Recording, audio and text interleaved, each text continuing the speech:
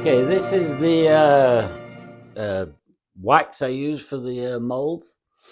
It works okay so far. I've been using it for about 12 years, I guess. And I use an old sock to apply it. This sock is probably 10 years old. But anyhow, let's get these polished off. So I use a blue towel to begin with because it doesn't scratch the mold. If I use the white, what do you call it? A Bounty, a paper towel. If I use a white paper towel, it can scratch the mold.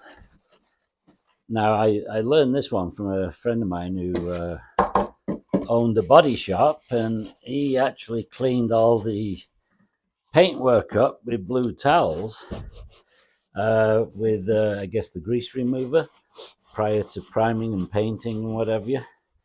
And I asked him why he uses the blue, and he says, well, it doesn't put out little bits of paper like the white paper towels do.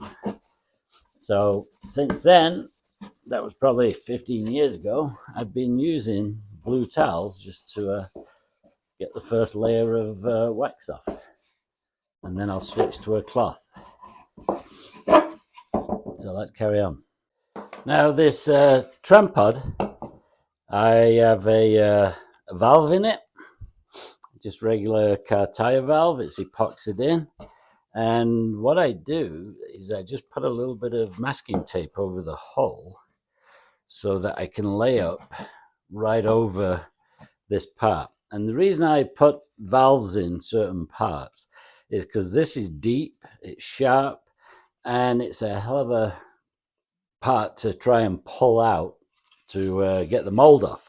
So what I do is I just put 80 psi into it and give it a one shot, pump like that, and it just pops out like a bullet. All right, now what I'm doing is I'm going to do this mold in two parts to begin with, and then I'm going to put them together and tape them.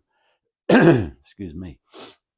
But this mold, as the it's in three pieces. This piece obviously being the tram piece, as I said before.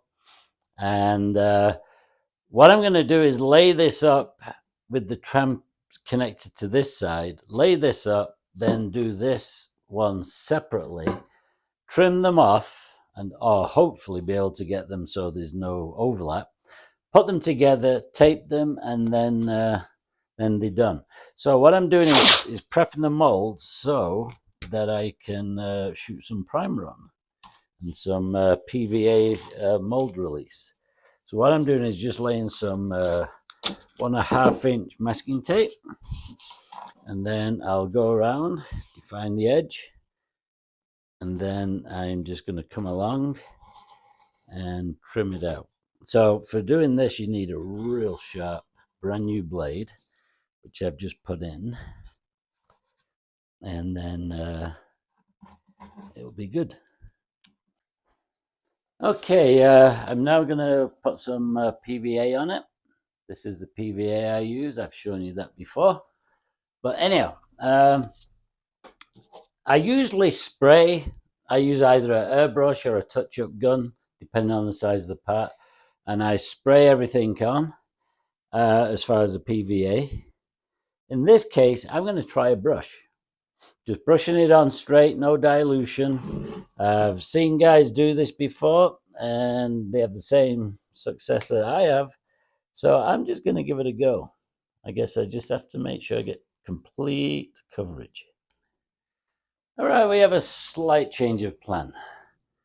It occurred to me, if I'm going to be doing the layup of the nose cowl, or the nose front, whatever you want to call it, tomorrow, and I've already prepped him, I have to heat the shop up, so I may as well do all these other parts. So this is the front landing gear doors, and we'll just prep these, get a little PVA on them, and we'll lay them all up at one time tomorrow, because these are very, very fast and easy layups. If you like, I'll show you how to do them. Alrighty, I want to show you something here. Is when I was making these last set of molds, these surface molds, I'd made these up, and as you can see, they're nice and shiny and pretty smooth. However, when I came to doing the belly pan, which is this guy here, don't know whether you can see it, but you should be able to see a lot of roughness in it. And that is because when I was making the mold for that, I had run out of 1.5 or 2 ounce cloth, which is very fine weave. So I just simply went to immediately to 6 ounce, which was the next tightest weave I had. And when it all hardens up, cures over months or even weeks probably, then the weave starts to show through. And it's not a big deal on this little piece because a bit of primer on it and smooth it out and sand it, and it'll be fine. Same with these main gear doors. I had the same issue. I had these 2 parts to finish, and unfortunately I didn't have the fine cloth. So that's why you want to use at least a 1 ounce, 2 ounce cloth for the first layer over everything when you're making a mold, so that the weave of the heavier support cloth doesn't clog everything up. All right, the parts are all sprayed now. I just did a quick one. This is the paint I use. I usually buy it from Walmart, which is a local whatever store. And this is what I've used for the last, I don't know, 12, 14 years. And it works great just for the molds. I use them on fuselages, wings, the whole thing. You can buy it in a quart can, and it's probably cheaper to do. I did buy a quart can. In fact, I got a brand new one, and I've never even bothered using it. But I think I'm going to start using it to try and cut some costs. These cans are about $6 each, and I think you can buy Rust-Oleum in Canada and definitely the US. I don't know about the rest of the world, but anyhow, something equivalent to that would be fine. And it's just a flat primer, auto primer. So I'm just going to hit them quickly with the heat gun just to set them off a little bit, and then leave them the rest of the day to cure. Now you can see I didn't do the tram pods. Not worried about little pinholes on that. So off I go.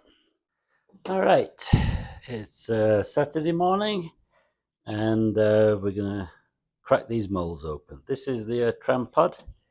Should be fairly simple to crack open. There we go. And that's 1/2.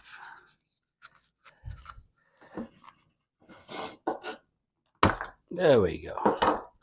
So this is the one I didn't prime. Super lightweight. I only did it with, what was it, about maybe 2 layers of 2 ounce cloth. It's very flimsy. Doesn't look very good right now because there's no paint, but there's actually some details on this, some screws and what have you.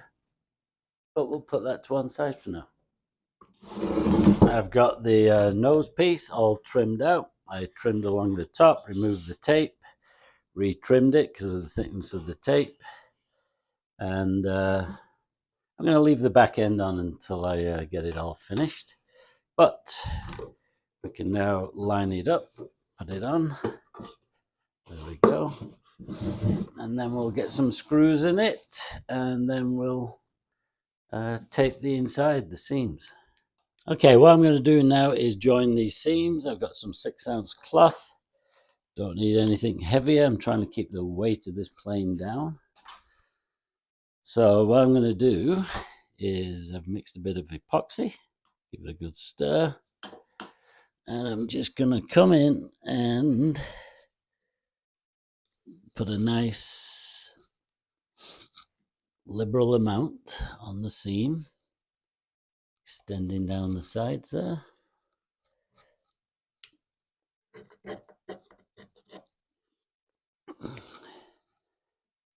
And there's a bit on this side.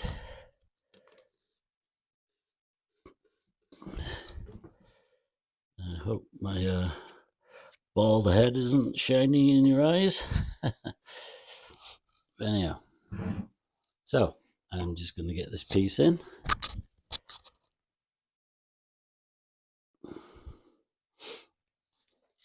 I'm going to try and get some over this lip here.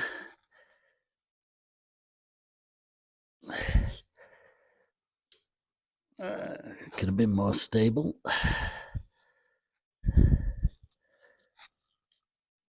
That should do it, I think. Make sure we're centered.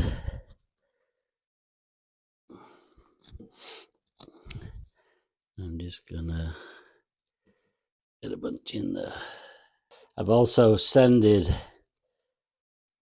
with some 80 grit just very lightly on each side of the joint so that our epoxy gets a good stick.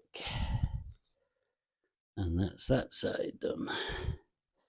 So I just have to come in on here now, put this little bit in. It's hard to see the joint.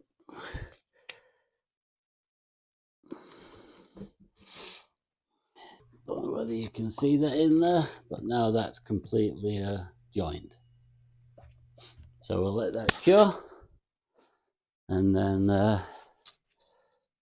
tomorrow we'll take it off.